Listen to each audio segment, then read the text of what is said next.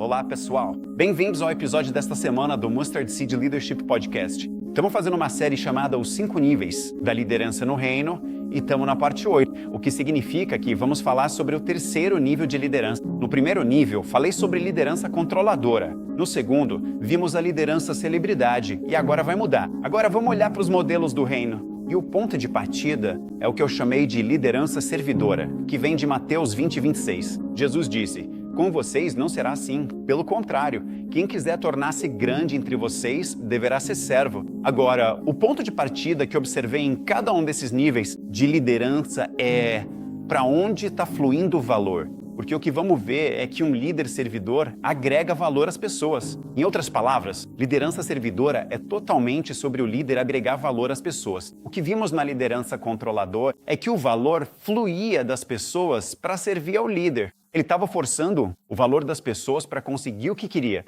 fazendo com que elas fizessem o que ele desejava. O que vimos na liderança de celebridade é o valor fluindo das pessoas para o líder, para massagear seu ego, para fazê-lo se sentir importante. Agora, quando falamos de liderança servidora é totalmente sobre agregar valor aos outros. Deus nos deu dons, Deus nos deu unção, Deus nos deu um chamado e um propósito. E tudo isso é para que possamos agregar valor à vida dos outros.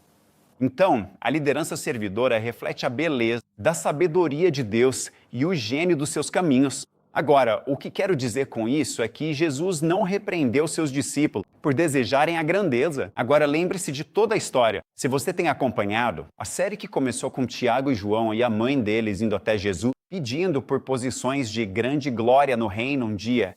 E Jesus não, na verdade, os repreende por desejarem a grandeza. Porque pense bem, você foi adotado para a família do seu pai no céu. Como filho de Deus, você está destinado a grandes coisas. Deus quer derramar sua glória sobre pessoas que possam refletir sua glória. Deus quer que seus filhos e filhas façam grandes coisas. Jesus disse: "Vocês são a luz do mundo." Você é como uma cidade que deve brilhar no alto de um monte. Deus quer mudar nações através de nós. Vão por todo mundo, façam discípulos de todas as nações. Mas o que Jesus fez foi mudar o caminho. Ele não disse que é errado desejar grandes coisas. O que ele fez, na verdade, foi mudar o caminho de como chegamos a fazer grandes coisas.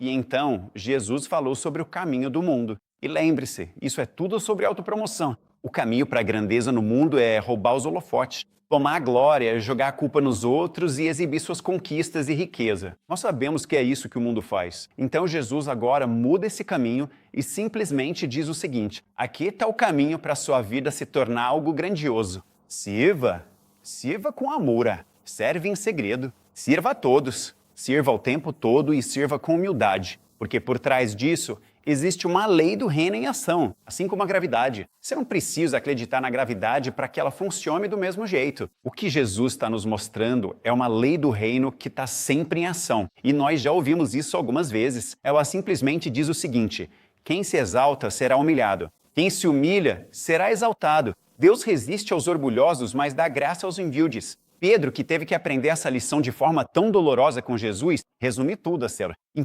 Pedro 5, versículo 6, ele disse: "Humilhem-se, portanto, sob a poderosa mão de Deus, para que ele os exalte no tempo devido." Agora, esse é o gênio dos caminhos de Deus. Veja, Deus colocou no seu reino um fator de proteção, porque o que ele está dizendo é: quanto maior você quiser ser, mais servo você precisa se tornar. Em outras palavras, quanto mais glória Deus quiser colocar sobre você, Ele pode, porque você estará servindo cada vez mais e mais. E nós vamos ver como é um servo em um instante. Esse é o fator de proteção de Deus, para nos proteger dos nossos próprios corações, para que não caiamos no estrelato, para que não busquemos glória pessoal, que só corrompe o coração humano.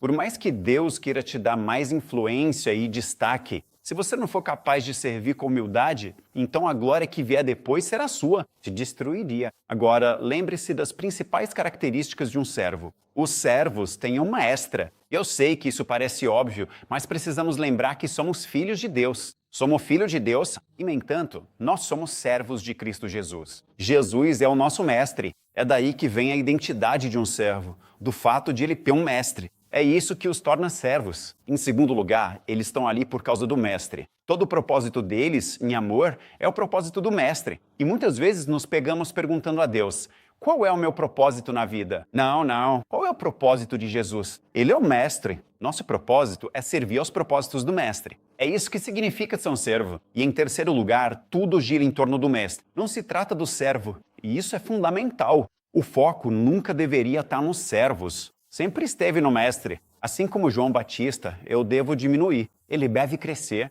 No servo, o coração de servo não é sobre tentar chamar atenção para si mesmo. É sobre sempre tentar direcionar o foco para o nosso mestre, que é Jesus. Agora, Paulo, o grande apóstolo, ele entendeu isso. E eu acho que ele entendeu tão bem que Deus pode usá-lo e fazer grandes coisas através dele. Olha, ele se apresenta em 2 exemplos em Romanos capítulo 1, versículo 1. Paulo, servo de Cristo Jesus, chamado para ser apóstolo e separado para o evangelho de Deus. Paulo, eu pensei que você fosse um filho. Sim, ele é um filho de Deus, mas sua identidade principal, a forma como ele se vê, eu sou um servo de Cristo Jesus. Quando ele escreveu aos Filipenses, Filipenses 1, versículo 1, Paulo e Timóteo, servos de Cristo Jesus, que entender o papel deles como servos é o que pode prepará-los para grandes coisas. No mundo, as pessoas servem ao líder, mas no reino de Deus, os líderes servem ao povo. É disso que se trata a liderança servidora. Então eu quero te desafiar agora a começar a pensar, a ajustar a nossa atitude. Se nós vamos entrar nesse terceiro nível de liderança, tornando-se um líder servo. Tudo começa com o nosso pensamento. Ele tem um pensamento: como posso agregar valor à pessoa que está na minha frente, à equipe da qual faço parte e ao ambiente em que estou agora? Essa deve ser a atitude de um líder servo o tempo todo. Como eu agrego valor à pessoa que está na minha frente? Como eu agrego valor à equipe da qual faço parte? Como eu agrego valor a qualquer ambiente em que eu esteja agora?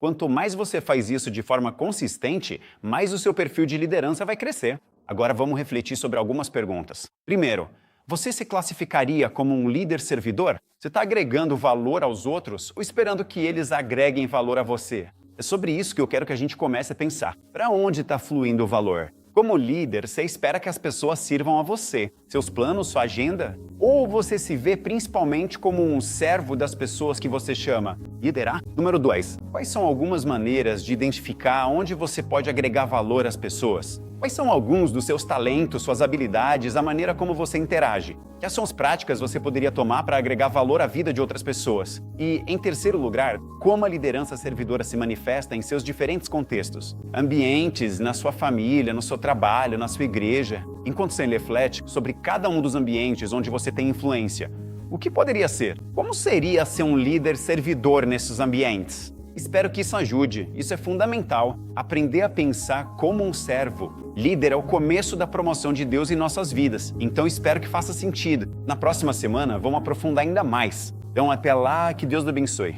E tchau por enquanto.